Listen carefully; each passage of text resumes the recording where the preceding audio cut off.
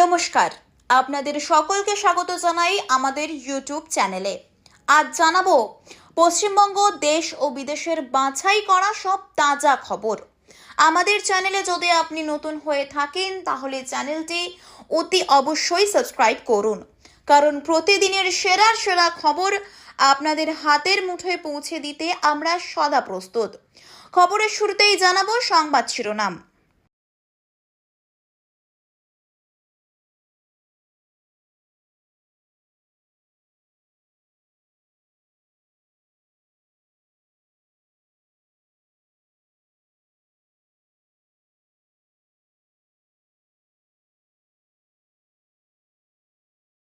সম্প্রতি ভারতকে পারমাণবিক হামলার হুমকি দিয়ে চলেছেন পাকিস্তানের ফিল্ড মার্শাল আসিম মুনির এবং প্রাক্তন বিদেশমন্ত্রী বিলাওয়াল ভুট্টো। এরই মাঝে বড় হৃদয় দেখিয়ে পাকিস্তানি কর্তৃপক্ষকে বন্যার পূর্বাভাস সম্পর্কে অবহিত করেছে ভারত। এই প্রথমবার অপারেশন সিন্দুরের পর পাকিস্তানকে বড় সাহায্য ভারতের।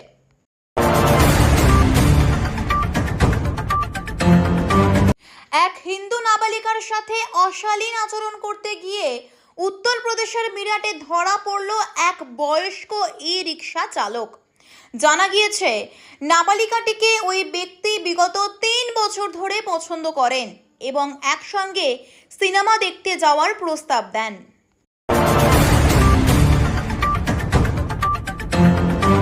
নন্দীগ্রামে ফের বড় ধাক্কার সম্মুখীন হতে হলো রাজ্যের শাসক দল অর্থাৎ ঘাসফুল শিবিরকে।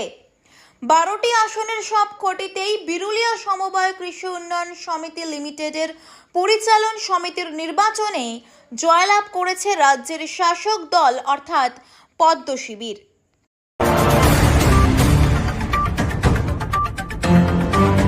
দীর্ঘদিন ধরে অসুস্থতায় ভুগছিলেন জনপ্রিয় অভিনেতা জয় বন্দ্যোপাধ্যায়। 15ই আগস্ট তাকে ভর্তি করা হয় হাসপাতালে এবং 17ই আগস্ট তাকে ভেন্টিলেশনে দেওয়া হয়। অবশেষে সোমবার 11:35 নাগাদ শেষ নিঃশ্বাস ত্যাগ করেন তিনি।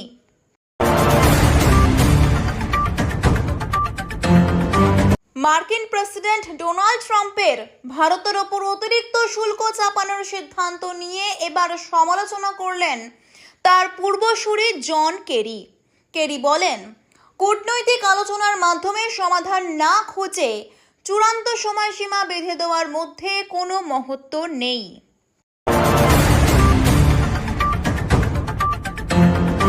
প্রতি বছর দুর্গাপুজোয় অনুদানের অঙ্ক নিয়ে এবার প্রশ্ন তুলল হাইকোর্ট। রাজ্য সরকার প্রতি বছরই এই অনুদানের সংখ্যা একটু করে বাড়াচ্ছে। চলতি বছরে ঘোষণা করা হয়েছে প্রত্যেকটি ক্লাবকে 1,10,000 টাকা করে দেওয়া হবে। শুধু তাই নয়, বিদ্যুৎ বিলেও থাকবে ছাড়।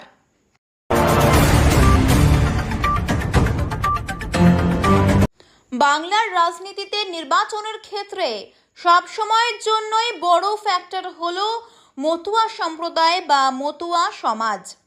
কিন্তু নির্বাচনের আগে বিজেপি বিধায়ক সুব্রত ঠাকুর বনাম কেন্দ্রীয় প্রতিমন্ত্রী শান্তনু ঠাকুরের দ্বন্দ্ব সামনে আসায় ফের একবার উত্তাল হলো ঠাকুরবাড়ি।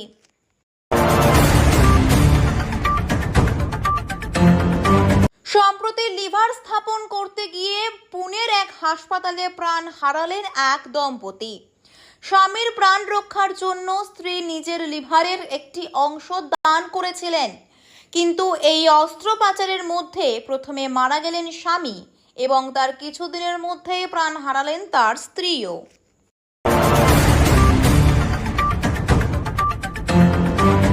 পরপর 3 বার প্রধানমন্ত্রীর সভা এড়িয়ে গেছেন দিলীপ ঘোষ। তারপর 2026-এর নির্বাচনের বিধানসভায় দলের প্রার্থী তিনি হচ্ছেন কিনা সেই প্রশ্ন করায় তিনি জানান, এখনই এইসব অনুমান করে আমরা রাজনীতি করি না। দলের একটা সিস্টেম আছে, কমিটি হবে। আমাদের পার্টি সংসদীয় কমিটি প্রার্থীর নাম চূড়ান্ত করে। যারা এই দায়িত্বে আছেন তারা আমাকে জিজ্ঞাসা করলে আমি আসন নিয়ে যা বলার জানিয়ে দেব।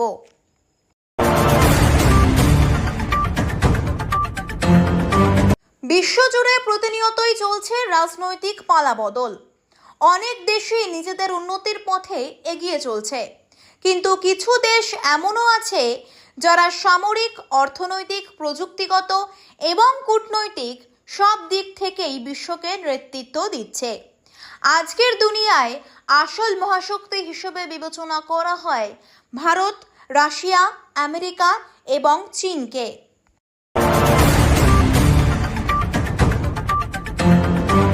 জনপ্রিয় অভিনেতা জয় ব্যানার্জির মৃত্যুতে গভীরভাবে শোকাহত হয়েছেন তার প্রথম স্ত্রী। তিনি বলেন, কয়েক বছর ধরে আমার পুজো ভালো কাটছে না। এক পুজোয় বাবাকে হারিয়েছি, এবছর পুজোয় আগে জয় চলে গেল। হয়তো এবার প্যান্ডেলে ওর অভিনীত ছবির গান বাজবে।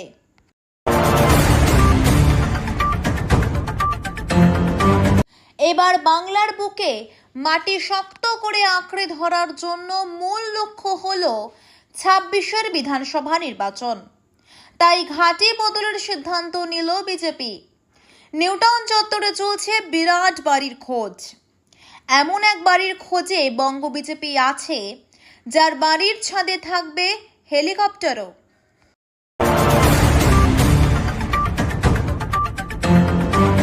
নিজের বাবা ও স্ত্রীকে আপত্তিকর অবস্থায় দেখে তাদের উপর লাঠি নিয়ে চড়াও হন ছেলে। ছত্তিশগড়ের রাজনন্দগাঁও থেকে এবার উঠে এলো এক নৃশংস ঘটনার খবর।